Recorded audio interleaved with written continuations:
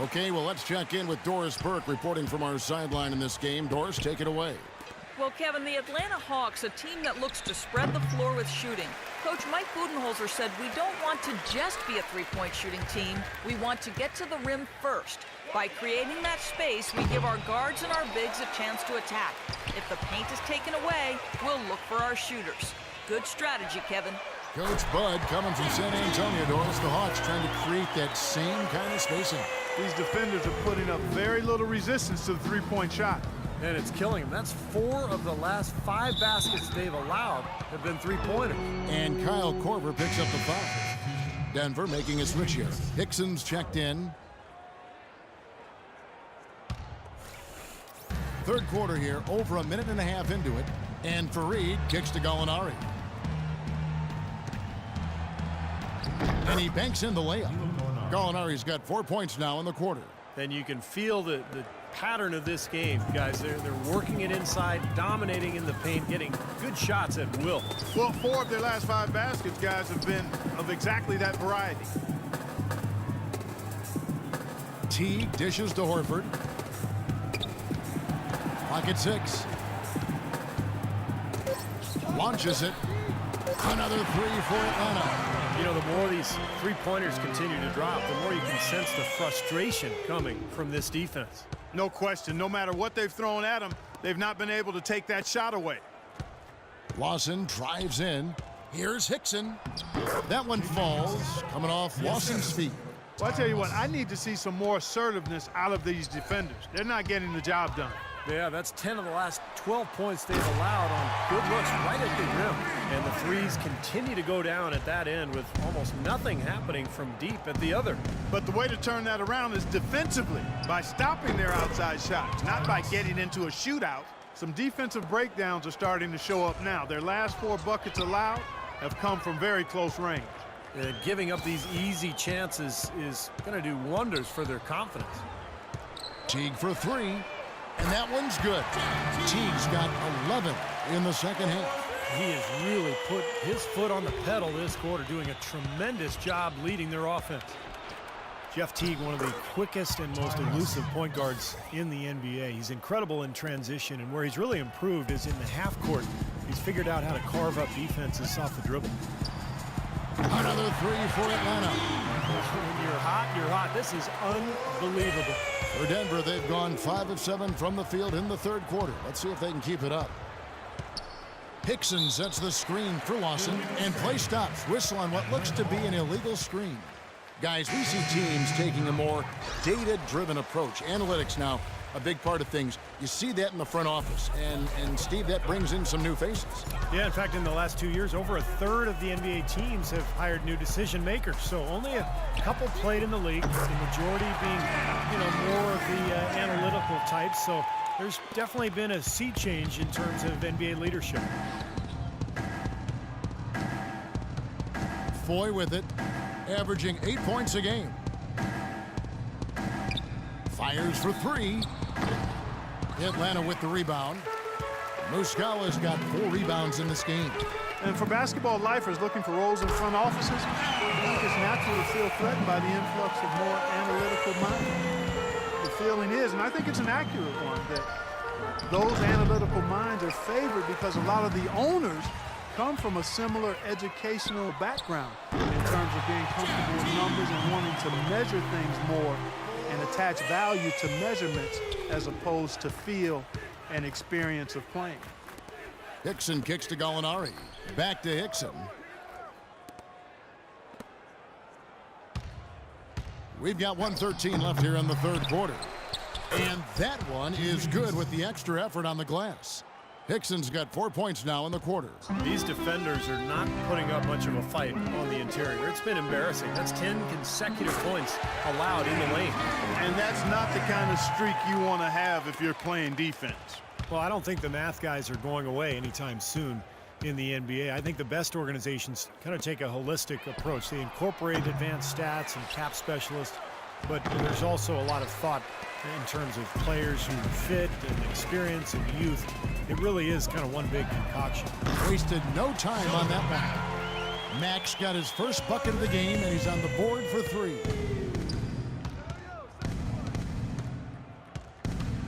There's 31 seconds left in the third quarter. Fades and shoots, and he gets the bucket. Gallinari's got 8 points. Here's Teague, and he's got 41. Beyond the arc, another three for Atlanta. He shot the ball exceptionally well as they've built this lead for themselves here. Denver's gone 0 of 2 from deep to start things here in the second half. And stolen by Jeff Teague. And the Hawks getting another basket right there. Well, there you go. One team operating on all cylinders at either end, steals, fast break buckets, and the other team scrambling to find its game. Yeah, they've done a great job causing havoc and then taking advantage in transition offensively. I'm not sure what he was thinking about there. That's a strange foul. Who knows? Maybe he just wanted to. Coming up this Wednesday night, April 15th, Roy Hibbert and the Indiana Pacers take on Marc Gasol and the Memphis Grizzlies. It's the real deal.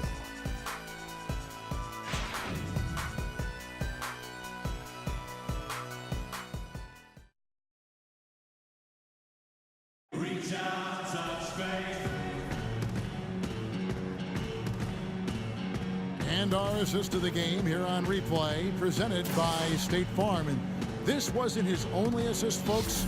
9 assists on the night over the course of the game from Lawson. Kevin, it's been one great pass after another for him. Just a huge amount of scoring for that team's offense generated by his court vision.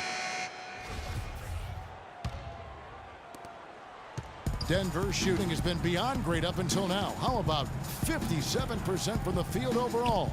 So on the floor for Denver, they've got Harris, Jamal Franklin out there with Green, and it's Nurkic in at the 5 down low.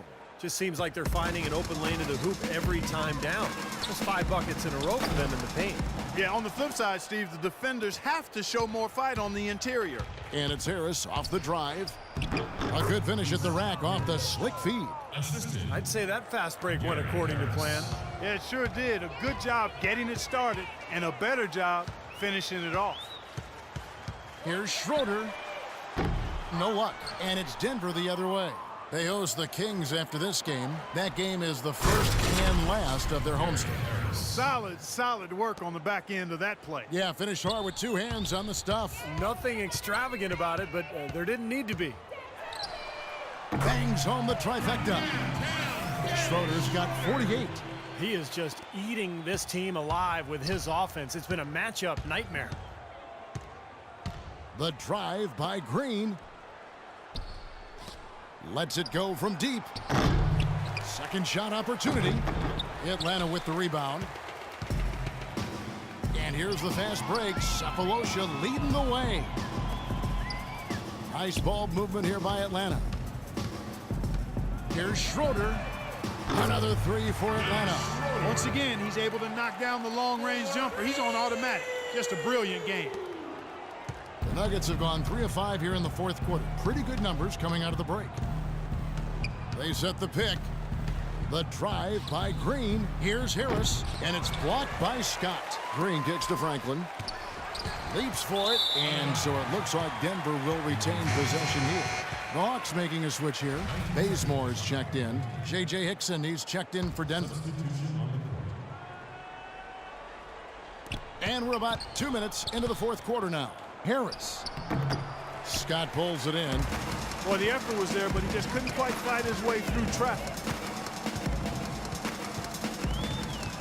Here's Bazemore, guarded by Harris. Another 3 for Atlanta. This is incredible. It's been a 3-point barrage since halftime. Yeah, whether by design or by accident, it has been impressive. Hickson sets the screen for Green. To the middle. To halt the run, and that's 2 points on the layup. Here's Mack. And over 2.5 minutes in the books here in the fourth. Shot's good. Well, I'll tell you what, since the beginning of the fourth quarter, the 3-point shot has really just been there for them. Everything's falling. Yeah, the touch from downtown is right on point. Green passes to LeBron. So the whistle blows on the shot and 2 free throws for the contact right there. Guys, this is the second season since the league returned to a 2-2, 1-1-1 finals format. It was a unanimous decision at the time, and I haven't sensed any regrets. The feeling was, and continues to be, that the top seed deserves to have Game 5 at home.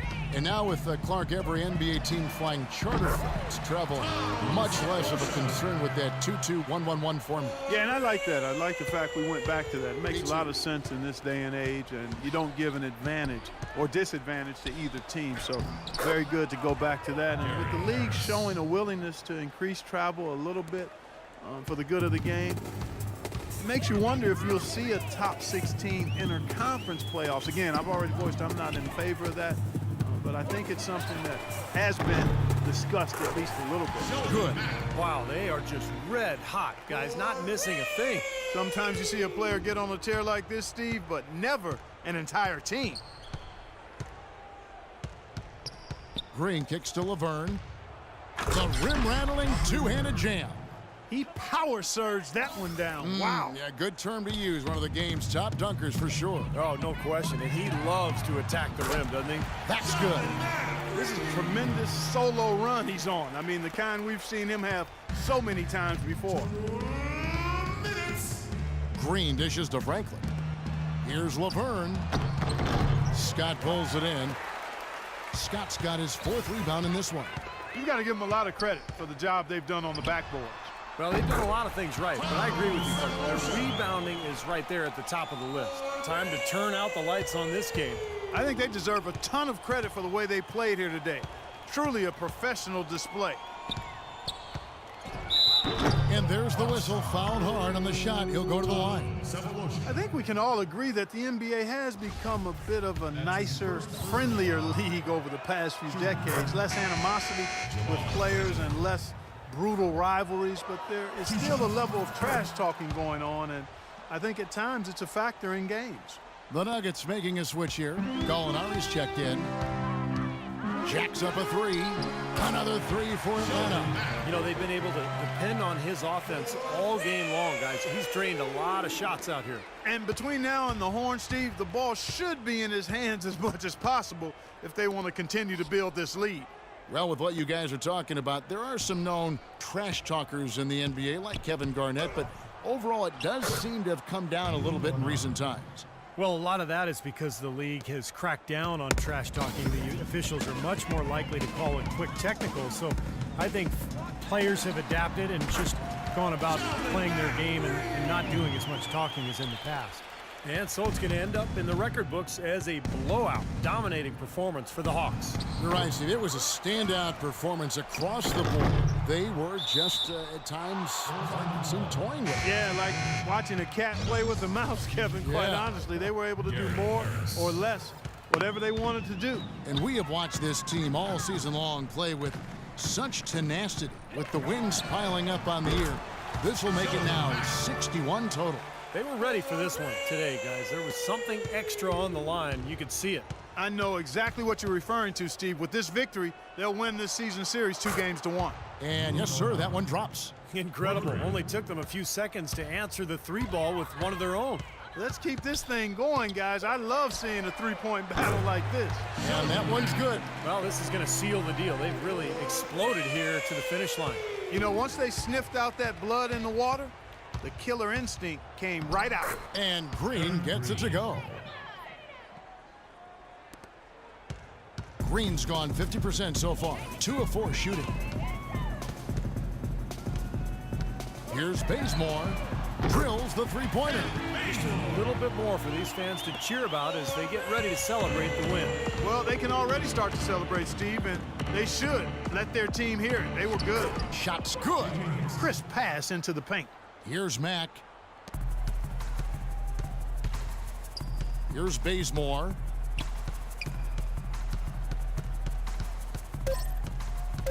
From deep. Another three for Atlanta. Solid work right there. And again, the field goal percentages. Look at the discrepancy between these two teams in the second half. Well, you're right.